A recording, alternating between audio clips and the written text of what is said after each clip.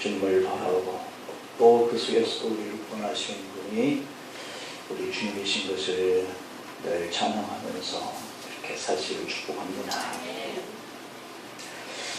우리가 살아가고 있는 이 시대를 일컬어서 불확실성한 그러한 시대다 이렇게 말을 합니다.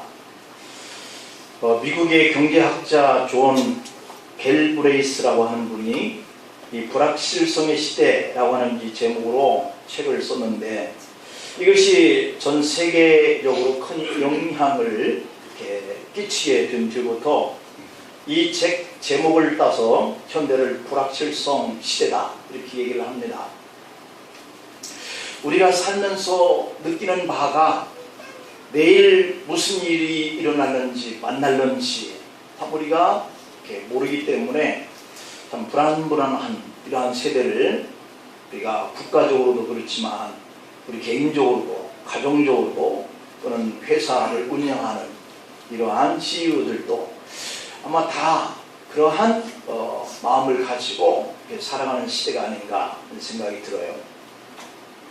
우리가 살고 있는 이 시대는 이렇게 역사를 뒤돌아봐도 늘 불확실성한 그런 일들이 순간순간 이렇게 터져요.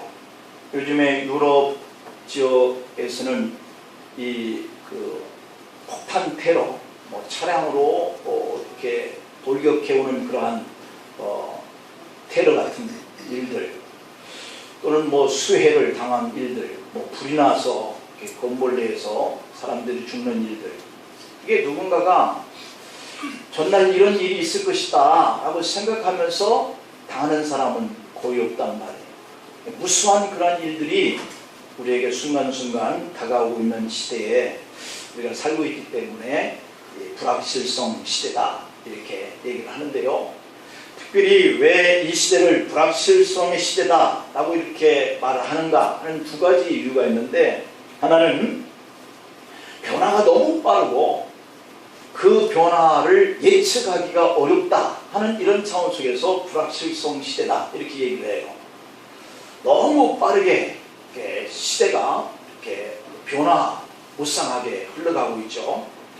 스마트폰이나 또 이 스마트폰이 나타난 이후에 이 세대들을 보면 저 어린아이들까지도 이 스마트폰 가지고 뭘 눌러서 보곤 하는 이러한 시대가 되어버리고 말았어요. 이 스마트폰이라고 하는 것이 이렇게 세상을 바꿔놓을 수가 있을까 하는 이런 생각을 누가 해봤냐는 얘기죠. 예측하지 못했던 이런 소니, 노키아, IBM 같은 이 세계를 호령하던 그런 기업들이 이 스마트폰이 나오면서 하향세를 걸다가 도태되고 말았죠. 이제는 인공지능 시대가 온다 그러잖아요. 그래서 이 인공지능이 이제 사람을 지배하는 이런 시대가 언제쯤 이렇게 도래하게 될지를 우리가 이렇게 생각하고 있는데, 그것이 가지고 올 이 시대의 파장, 이것을 누구도 예측할 수 없다라고 하는 거예요. 인공지능으로 인해서 많은 직업들이 이제 앞으로 사라지게 될 것을 예측은 하는데, 어떤 직업들이 어떻게 사라질지 이걸 아무도 상상 못하는 거죠. 또 많은 기업들이 이 인공지능으로 인해서 도태가 되어질 거예요. 그런데 이 인공지능의 시대라고 하는 것이 어떤 형태로 우리에게 이렇게 접목이 되어 갈지, 이것에 대해서 우리는 알지 못하고요, 또 사람의 삶 속에 어떻게 영향을 끼치는지 제대로 파악을 할 수 있는 사람이 없다라고 하는 거예요. 그래서 오늘 이 시대를 예측할 수 없을 만큼 빠르게 변화되어가는 이런 것들 때문에 우리가 불확실한 시대다 이렇게 말을 해요.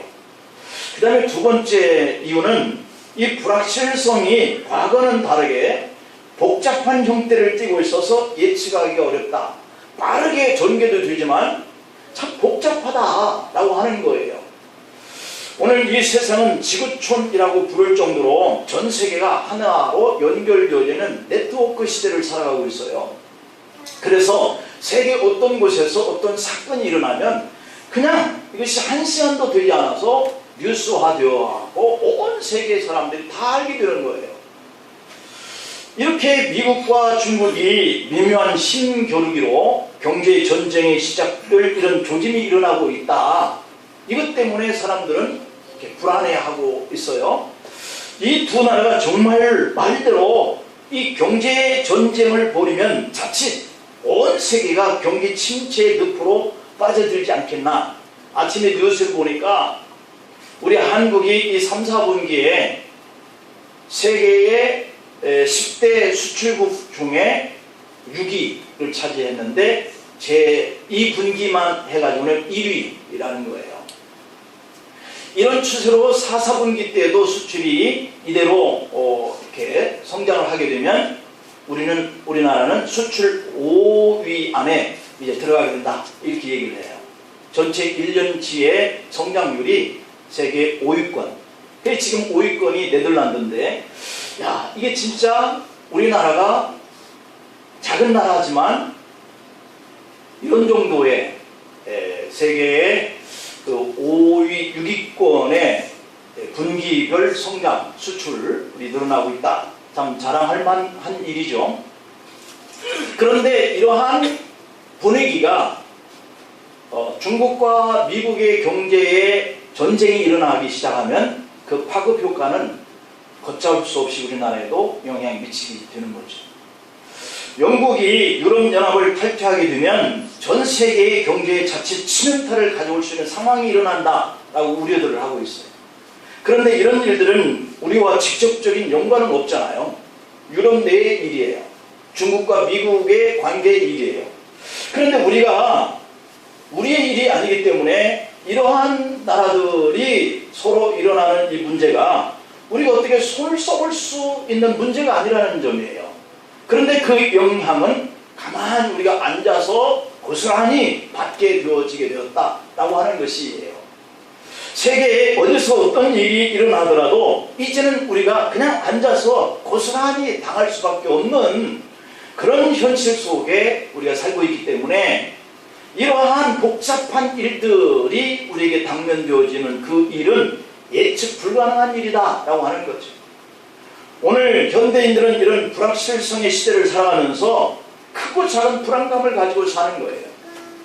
예측할 수 없는 미래 때문에 오늘을 어떻게 살 것인지 정말 안절부절한 그러한 환경이 우리가 또 내일부터 시작되어지는 또 이 출근, 또 경영하는 일들, 우리 가정에 미칠 그러한 경제 문제 이런 것들 때문에 정말 불안한 거죠. 그리고 이 불안 때문에 만성적인 스트레스를 받으면서 고생하고 있고 크게 작은 질병을 앓고 있다 그러잖아요. 특히 우울증을 앓고 있는 이런 사람들이 크게 늘어나고 있다는 거예요. 왜냐하면 이 불안한 이 변화, 복잡한 이 변화 때문에 어떻게 대처를 해야 할지 모르는 이런 것들 때문에 불안하면서 겪게 되는 이 우울증, 스트레스 이런 것들이 많은 사람들이 앓게 되어진 질병에 이제 속하고 있다는 거죠. 그러면 우리 그리스도인들이 이러한 불안한, 불확실성한 이런 시대를 어떻게 살아가야 하느냐 하는 것이 오늘 이 말씀이 우리에게 주어지는 메시지인 거죠. 우리가 그 답을 오늘 본문 속에서 찾아볼 수 있는데요. 전도서는 전도자 솔로몬이 쓴 지혜서다 이렇게 밝히고 있거든요. 특히 하나님의 백성들이 어떤 의미 있는 삶을 살 것인가 하는 것에 대한 답을 내리고 있는 것이 이 전도서신이에요. 전도서 1장의 3절 말씀을 보면 이 전도서를 쓰고 있는 대상의 사람들의 장소를 언급하는데요. 그것을 뭐라고 표현하고 있냐면 해 아래서 수고하는 모든 수고가 이렇게 표현하고 있고요. 해 아래라고 하는 이 장소를 언급하고 있어요. 그러니까 사람들에게 무엇이 유익한가, 이 해 아래서 살고 있는 사람들에게 무엇이 유익한가 라고 하는 것, 말씀을 할 때 그 장소 개념을 표현하고 있죠. 그러면 이 말은 하나님이 거하시는 저 하늘과 이 땅 해 아래 살고 있는 우리와의 이 장소가 구별되고 있다라고 하는 점을 표현하고 있어요. 그러면 이 전도서의 말씀은 이 땅에서 살고 있는 우리에게 향하신 그런 교훈의 메시지다 이런 얘기죠. 해 아래라고 하는 이 장소는 유한되고 제한적인 존재들이 살아가고 있는 삶의 울타리를 표현하고 있죠. 지구촌을 말하는 거죠. 그리고 1장에 12장까지의 계속되고 반복되고 있는 그 메시지가 오늘 본문 마지막 부분에서 언급하고 있는 것처럼 오늘 본문의 마지막 부분에 뭐라 하냐면 다 헛되도다 이렇게 표현하고 있는 부분이에요. 그 말씀의 클라이막스가 이 12장 8절에서 대표적으로 전도자가 하는 말씀은 헛되고 헛되도다, 모든 것이 헛되도다 이렇게 표현하고 있어요. 그러니까 해 위에서 하나님이 거하시는 이 성에서 바라보는 이 해 아래 땅에 살고 있는 사람들의 삶의 관점이라고 하는 것은 결국은 헛된 일이다 라고 하는 것이에요. 우리가 불안해하고 또 우울증까지 가지면서 스트레스를 받고 하는 이 일들이 결국은 어느 시점에 가서는 헛된 일이다 라고 하는 거예요. 그런데 그것을 위해서 우리가 불안해하고 우울증을 갖고 스트레스를 받고 산다 라고 하는 것을 알리고 있는 것이죠. 이 말은 이 땅에서 사는 사람들의 삶의 의미라고 하는 거예요. 그 의미를 잃어버린 상태 속에서 살아가고 있는 것이다. 이걸 깨우쳐주는 거죠. 그러면 이 땅에서 살아가는 우리가 살아야 할 진정한 의미가 뭐냐? 이걸 말씀하고 있는 것이죠. 전도서는 이렇게 해 아래서 사는 삶이 헛되다라고 하는 이 두 용어를 통해서 사람들이 삶의 의미, 그것을 잃어버린 채 살아가지 말아라, 이걸 진단하라 하는 이 메시지로 이 전도 서신을 준 거죠. 그러면서 하나님의 백성들은 해 아래 살면서 어떻게 삶의 의미를 찾아야 하느냐 하는 이 방법을 제시하고 있는 거예요. 오늘 본문을 보면 해 아래서 살아가는 사람들이 겪게 되는 특징 가운데 하나를 지적하고 있는데, 그것이 바로 불확실한 이러한 삶이 자리가 바로 이 해 아래다 라고 하는 것이거든요. 그래서 오늘 우리는 불안해하고 스트레스 받아야 할 이유가 너무 우리의 삶에 큰 의미로 두지 말라는 이야기를 하고자 하는 거예요. 왜냐하면 이 땅의 해 아래에서 삶의 자리라고 하는 것은 불확실한 거야. 근데 그 불확실한 것이다라고 하는 것을 우리가 이미 알면 스트레스를 받거나 불안해하지 말아야 하는데 불안해하는 거거든요. 스트레스를 받는 거거든요. 우울증을 가져오는 거예요. 이것은 삶의 의미가 아니다라고 하는 거예요. 그것을 알면 우리는 훨씬 뭔가 우울하고 뭔가 불안하고 하는 데에서 자유함을 가질 수 있지 않겠어요? 오늘 본문을 보면 해 아래서 살아가는 사람들이 겪게 되는 그것이 불확실한 거다. 이 절에 한번 볼까요? 7에게나 8에게 나눠 줄지어다. 무슨 재앙이 땅에 임하는지 네가 알지 못함이니라. 이렇게 얘기하고 있어요. 그러니까 이 말씀은 사람이 해 아래 살면서 언제 어떤 재앙을 당하는지 예측할 수 없다, 이런 얘기인 거예요. 또 본문 5절에 보면 바람의 길이 어떠함과 아이벤자의 태에서 뼈가 어떻게 자라는지를 네가 알지 못함 같이 만사를 성취하시는 하나님의 일을 네가 알지 못하느니라, 이렇게 얘기하고 있고, 이어서 6절에는 너는 아침에 씨를 뿌리고 저녁에도 손을 놓지 말라. 이것이 잘 뜰는지 저것이 잘 뜰는지 혹 둘이 다 잘 뜰는지 알지 못함이니라. 세상에서 내가 뭔가를 하는 이 일이 잘 뜰지 못 뜰지도 모르는 이러한 한계에 있는 우리가 하늘에서 하나님이 하시는 그 일들을 무엇인들 우리가 알 수 있는 것들이 있겠어요? 그런 얘기인 거예요. 결국에 이 말씀들은 우리가 살려고 노력을 하지만 어떻게 될지 그 결과의 예측이라고 하는 것은 어차피 제한되어 있는 존재다, 이런 얘기인 거예요. 어차피 제한된 우리가 뭔가 일어나고 있는 이 현실, 뭔가 일어나고 있는 이 미래에 되어지는 일들, 이것까지 어떻게 생각할 줄 알겠냐는 거잖아요. 전도자가 해 아래서 인생을 살다 보니까 생각하는 것보다 훨씬 더 삶이 불확실하다, 이걸 깨달은 거예요. 언제 재앙을 당하는지 예측할 수도 없고, 자기가 노력하는 일들이 생각대로 잘 될지 못 될지 그것마저도 모르는 거예요. 그러면서 하는 거예요. 이게 우리의 한계예요. 그러니 우리 하는 일이 얼마나 헛된 거예요. 네가 지금 하려고 하는 그 일이 결과가 좋을지 나쁠지 아냐? 그래도 하는 거예요. 해야 하는 거니까. 그러니까 의미가 정말 없는 거죠. 그래서 해 아래에 사는 인생들이 불안한 삶을 살 수밖에 없다. 이렇게 말씀을 하고 있어요. 그래서 전도자는 이 불확실한 이 세대 속에서 불안한 삶을 살 수밖에 없는 이 하나님의 백성들에게 그 방법을 제시를 해요. 그 방법이 뭐냐면 믿음에 투자를 해라 이거예요. 믿음에 투자를 해라. 여러분 하나님께 투자를 하시기를 축복합니다. 왜냐하면 내가 하는 일 자체의 결과도 모르는데 하나님께서 그 태에서 우리에게 생명을 불어넣었을 때 그 태아가 어떻게 자라는지 뼈가 어떻게 생기는지 정말 신명막측한 일이잖아요.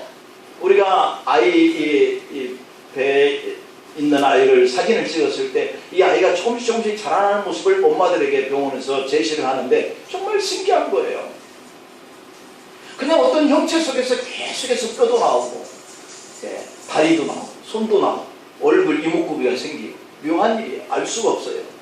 그러니까 그런 분이 우리에게 말씀하는 거예요. 믿음에 투자를 해라. 오늘 본문 1절을 볼까요?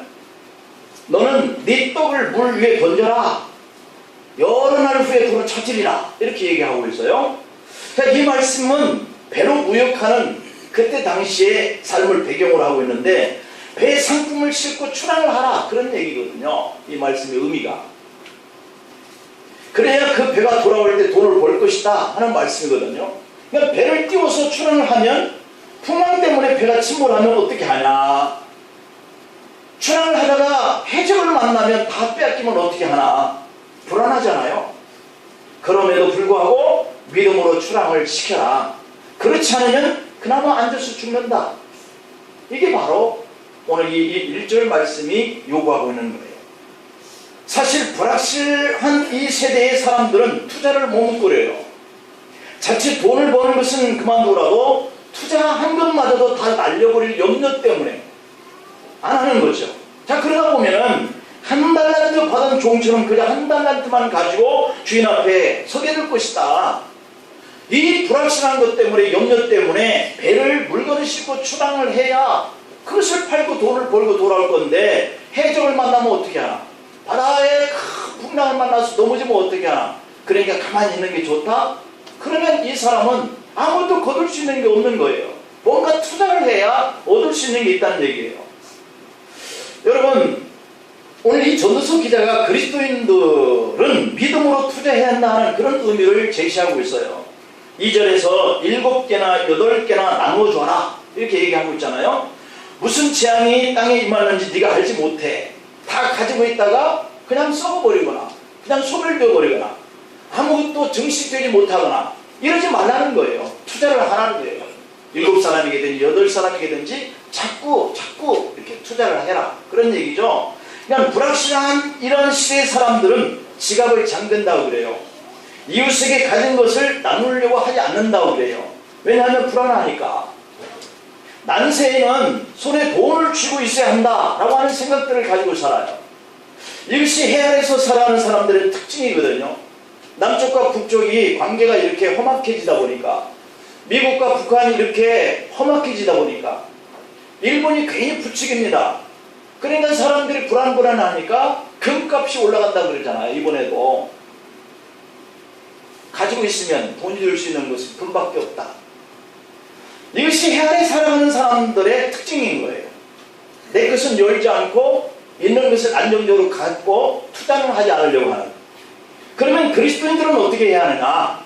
난세의 사람들이 이렇게 살아가는데 잠언 19장 17절에 보니까 가난한 자를 불쌍히 여기는 것은 여호와께 꾸어드리는 것이니 그의 선행을 그에게 갚아주리라 이렇게 말씀해요.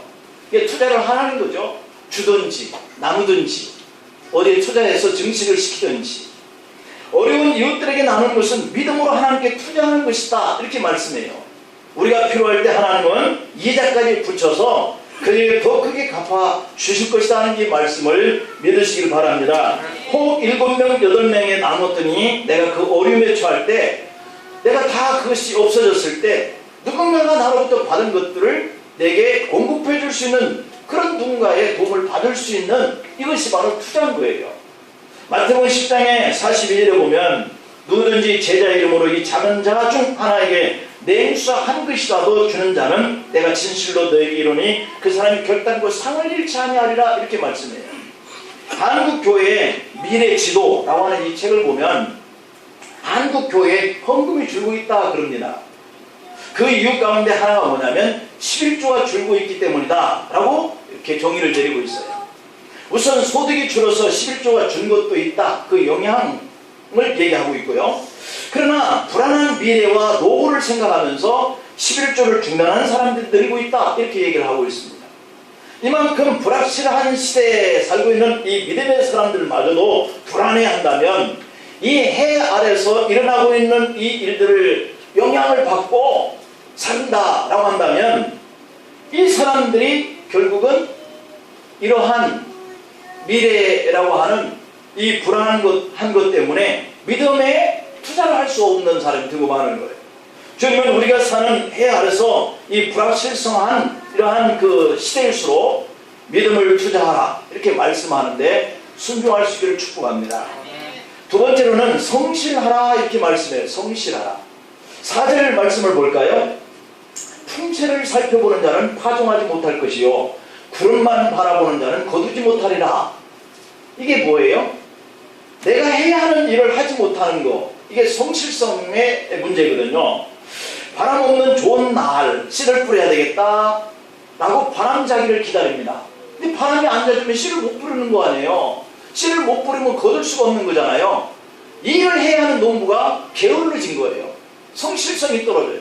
비록 바람이 불어도 내가 해야 할 이 파종을 뿌리지 않으면 추수할 수가 없다 하는 이런 긴박감을 가지고 자기 일에 성실하게 해야 하는 것이잖아요.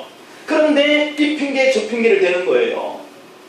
바람 없는 좋은 날을 씨를 뿌리겠다고 바람을 살피는 사람은 씨를 뿌리지 못할 것이고 비가 오지 않는 날을 추수해야 되겠다 그러는데 이 계속 비가 오면 이 추수를 못한다는 건 아니겠어요? 구름을 살피는 사람은 추수를 하지 못할 것이다. 야, 저 구름 보니까 아무래도 비가 올 것 같아. 그래서 추수하기를 시작 못한다는 거예요. 물론 농사 지을 때 풍세도 살펴야 하고 구름도 바라봐야 되겠죠. 농사 지을 때 날씨는 매우 중요한 요건을 갖춰주고 있기 때문에 그래요. 사실 믿는 사람들도 이러한 환경의 요소에 지나치게 반응을 하게 되는 것을 볼 수 있거든요. 그래서 환경을 탓하며 자기 불안한 것을 내세우면서 합리화를 표현할 때가 있어요. 환경을 탓하고 게으름을 합리화시키는 거죠. 이스라엘 사람들은 애굽을 탈출한 후에 광야길에서 하나님의 이적과 기적과 표적을 경험해요. 자, 그럼에도 불구하고 그들은 너무도 많이 환경에 치우쳐요. 하나님 역사하시는 그 표적과 기적과 이적을 봤는데 왜 이렇게 그들은 환경을 바라볼 때마다 원망하고 불평하고 그랬을까요? 이게 우리의 문제거든요. 환경이 두렵기 때문에 그런 거예요. 그러다가 원망하고 불평하다가 결국은 예비된 가나안 땅에 들어가지 못하고 말아요. 우리 그리스도인들은 이렇게 불확실성한 그런 시대에 살고 있지만 그 환경 때문에 너무 불안하지 않기를 축복합니다. 최선을 다해서 내게 해야 할 맡겨진 그 일을 성실하게 다한 뒤에 그 다음에는 하나님께 맡기는 거예요. 완벽한 환경이 만들어질 때까지 기다려보지만 해 아래서는 그런 완벽한 환경을 이루어 주지 않아요. 요한복음 5장의 1절 5절에 보면 예루살렘의 한 양의 근처에는 베데스다라고 하는 연못이 있었는데 그 연못 주변에는 5개의 기둥이 있었다 그래요. 여기는 눕는 사람들, 다리 저는 사람들, 중풍 환자들, 많은 장애인들이 기다리고 있었어요. 왜냐하면 물이 움직이기를 기다렸다가 뛰어들어가야 하니까. 그런데 주의 천사가 가끔씩 내려와서 물을 움직인다는 거예요. 그 물이 움직일 때 맨 먼저 들어가는 사람만이 어떠한 병이 있어도 낫는 이런 기적이 일어나는 그런 연못이었어요.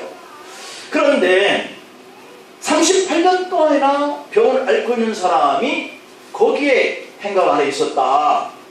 그런 물이 움직이면 이제 되었다 싶어서 들어가려고 했는데 그의 변명을 보니까 선생님, 물이 움직일 때 못에 들어가도록 나를 도와주는 사람이 없습니다. 이렇게 말을 하는 거예요.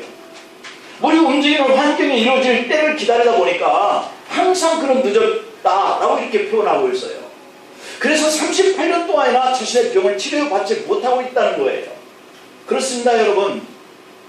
이게 우리 모습이거든요. 나에게 맞는 환경이 올 때를 기다리기만 하면 너무 늦어버리는 경우가 많다는 거죠. 오늘 본문 6절에 보면 너는 아침에 씨를 뿌리고 저녁에도 손을 놓지 말라.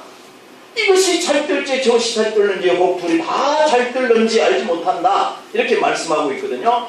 농부가 농사를 지을 때 아침에도 씨를 뿌리고 또한 저녁에도 할 수 있는 일을 하라는 거예요.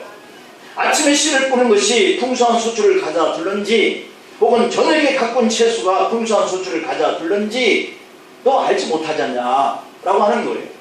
한마디로 지금 네가 할 수 있는 최선의 일을 해야 한다는 거예요. 불확실성 시대에도 최선의 노력을 다하는 사람이 성공할 수 있다는 거예요.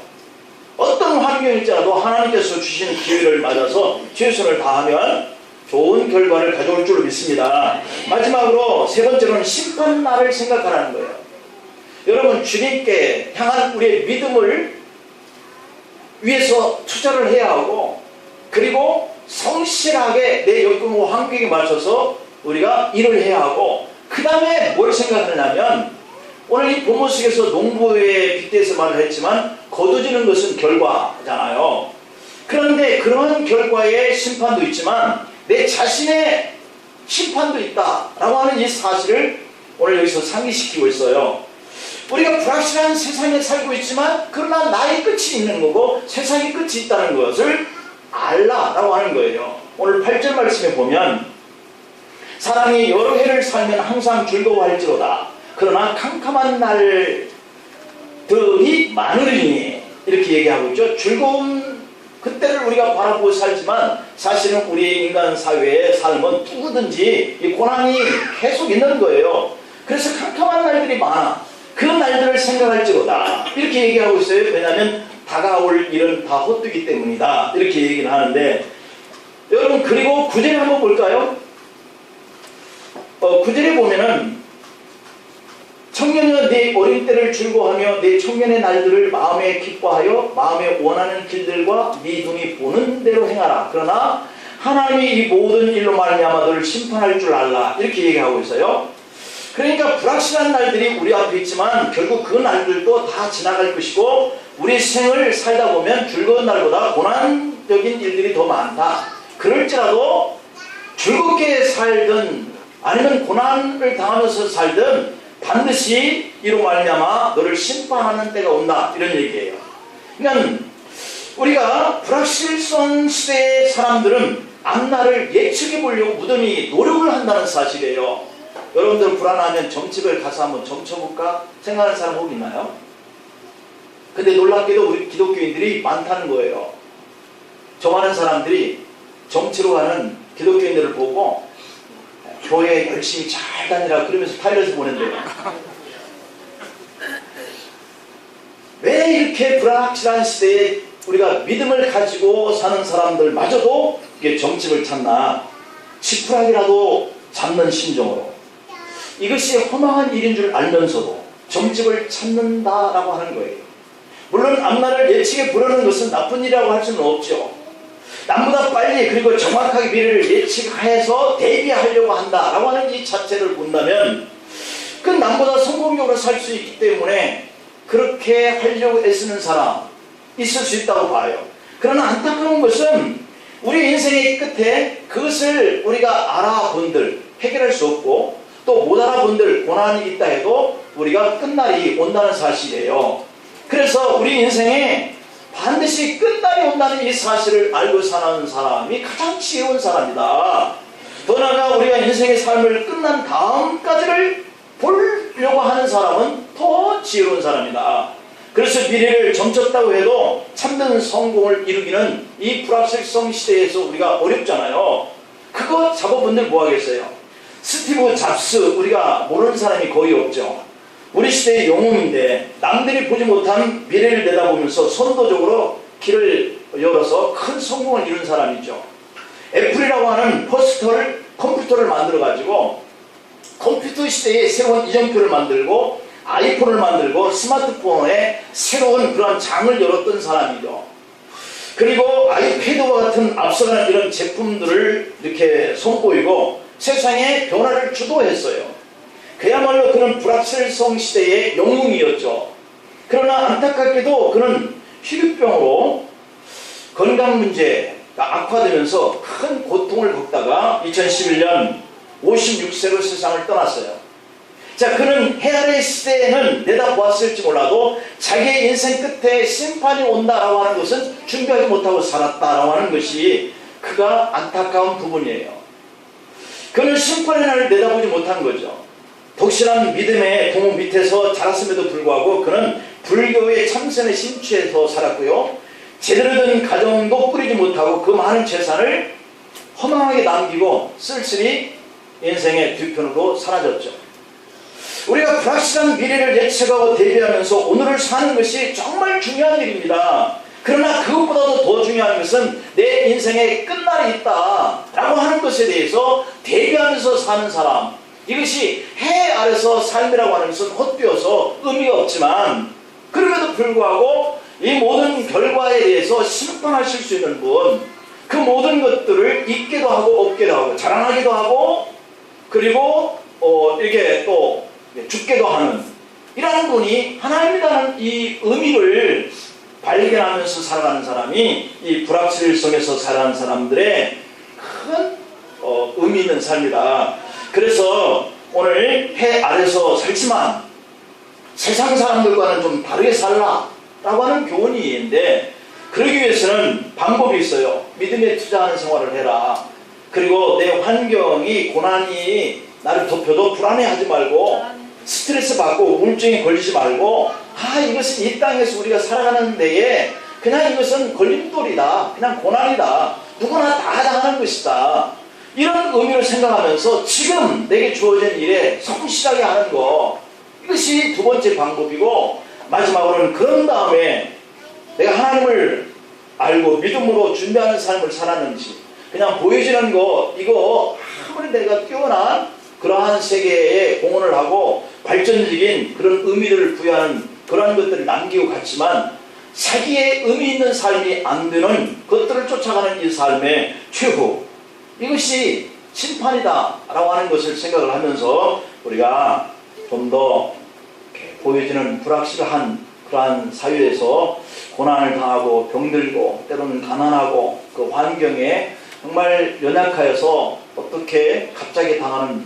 이런 일 때문에 무서운 그러한 시대가 우리 앞에 늘 펼쳐지고 있지만, 여러분, 우리가 이 땅에 해 아래서 사는 삶으로 끝나는 삶이 아닌 것을 믿으시고 우리가 하나님의 그 말씀을 붙들고 믿음을 향한 그런 투자를 많이 하십시오. 그리고 주어진 여건 속에서 성실하게 사시고 마지막이 있다 하는 이것을 꼭 기억하면서 주님께 의지하고 도움을 청하고 영광되는 삶이 되기를 축복합니다. 기도하시겠습니다. 아버지 하나님, 세상은 우리가 예측할 수 없는 그런 일들이 당하고 또 얼마나 복잡한 그러한 일들이 우리의 삶의 앞에 도래해서 정말 우리가 어떻게 살아야 할지 암담하고 두렵고 무서워서 다 포기해버리는 이런 사람들이 얼마나 많은 이 땅의 삶을 바라보면서 그래도 내가 하나님의 자녀고 그래도 우리가 천국에 들어가야 할